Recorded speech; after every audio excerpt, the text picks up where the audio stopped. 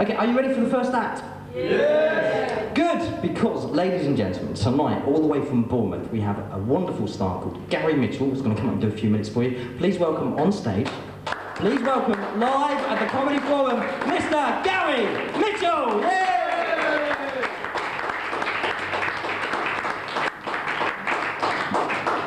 Thank you, John. Welcome to my midlife crisis. Getting on a bit now. I'm at the age now where you don't so much fancy the Spice Girls as wonder if they're meeting with the right people and hanging out in the wrong kind of places. You know, it's because there's lots of people out there who take advantage of nice girls like that. Now, as you can see, I'm using notes. There's a reason for that. I'm actually a teacher in real life, and tomorrow there'll be a test, so I hope you're getting all this down. As a teacher, a historian, I wonder about what we're going to leave future generations. I mean, the Victorians have left us steam railways, lots of preserved steam railways. You can go out for the day, take your family, take your kids, see Thomas and his friends driving around the countryside on these railways, lovely. But what are we going to leave our descendants? We're going to leave them preserved motorways. Oh, what's this interesting, Grandad? What's this? Well, son, when I was your age, all this was nose-to-tail traffic. Was it, Grandad? Yes, it was. No Newbury bypass then, no beaming into work at 8:45 and getting in there for 9. We had to sit in nose-to-tail traffic for about 300 miles worth of it. In fact, I know because I did this on the M25 on the way here. And what you're going to get? You're going to get a day out. I can see it. My descendants, history teachers in the future, are going to take parties of kids and they're going to sit on a coach in a replica traffic jam, breathing carbon monoxide and seeing exactly what it was like. And then at the end of the lesson, before they go home for their day, they're going to sit there and they're going to have a pose sepia-tinted photograph done by a mock speed camera. And then just before they're about to leave and pack up, there's going to be a surprise put on by the museum staff. They're all going to dress up as protesters, New Age travellers, chain themselves to trees and under bunkers, and as the coach goes past, all my descendant teachers are going to be going, oh look, yes, look, there's someone dressed up as Swampy. You remember Swampy?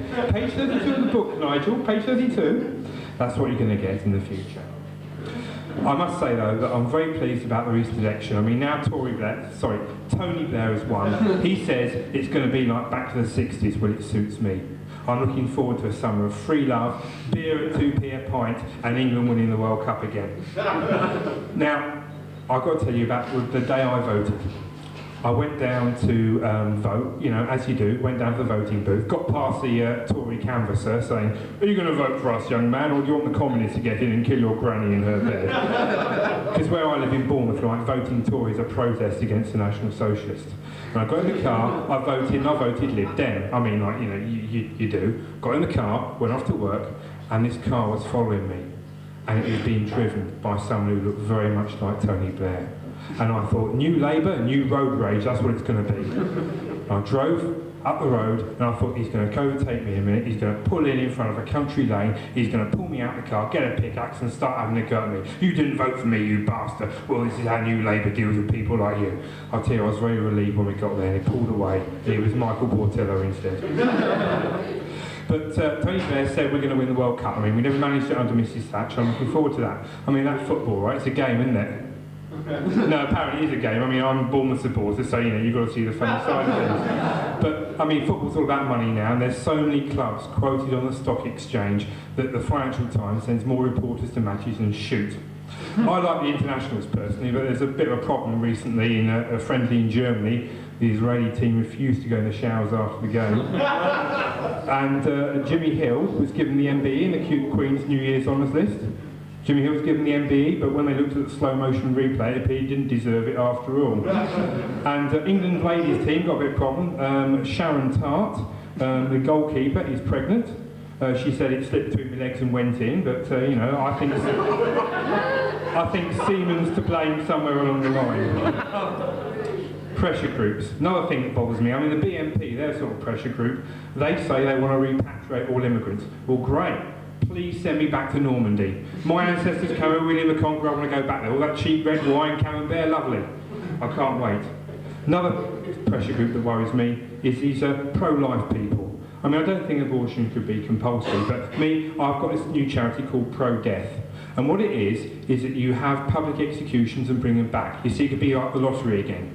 You pay money to see criminals publicly executed. And the money goes to building schools and prisons, all the other things we need, because it takes a lot of money to keep people in uniform in a place they don't want to be. And prisons are pretty expensive as well as schools. But what do we do in this country? I mean, we get failed politicians, what do? Failed politician. Buggered up the economy? House of Lords, have a seat there. Got us in a war with Argentina? No problem at all. House of Lords, you must be an expert, you know what you're doing. We put them up there. There's been a Labour government now, in power, huge majority, about 3 or 4 weeks, and have they made any arrests? No, they bloody well haven't. No one's been rounded up at all. I'll tell you, I pay money to go to Wembley Stadium and see Mrs Thatch and Fergie, the supporter, publicly crucified. I mean, it beats going to Nebworth and seeing Genesis and queuing for 6 hours to do that. Or maybe crucified Genesis, I don't know. Signs, another thing, signs. Speed humps, that's one we got near us. Speed humps. I mean, what is that, the red light area or something, you know, quick service? Tesco's got a good one, it says baby changing. I thought, great, I'll take Nipper in and get a quieter one. One doesn't wake up at 5 o'clock in the morning. Marks and Spencer's, the best one I've ever seen. Big sign says, ask about our bra measuring service. Bra measuring service, how do you get a job like that? Do you have to audition? Is there some sort of practical exam or something? Do you have to study a theory, or do you have to go and say, oh yeah, I think I'd like to do the job of bra measuring?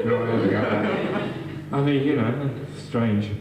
Another sign, our local newsagent, it says, we sell everything. I thought, well, you know, pretty good. The wasps in the shop window already barcoded. That's very good. And I saw in the paper it said, Scottish widows. Invest in Scottish widows. I thought, what's going there? Some sort of slave trade, you know? Poor little wee old grannies from the Highlands being carted off and sold to Saudi Arabian sheiks for their toys and playthings. I mean, invest in Scottish widows. Well, why not orphans as well? You know, pile them high, sell them cheap, get rid of them, you know? I mean, you can see why they want their independence back anyway. French tests, that was another one I saw. New Zealand protests about French tests. Well, if they did their homework properly, they have nothing to protest about, would they? Other things, pop stars, their work rate. I mean, one album every 5 years, you cannot tell me that's hard work, can you? I mean, I went to Wembley and I saw Janet Jackson. OK, she was pretty good, but Leeds United were better and they won in extra time. Anyway, that's all from me. I hope you like me act. We've got tapes on sale at the end. If you've liked me act, my name's Gary Mitchell. If not, I'm Glenn Miller and I've just died again. Thank you very much.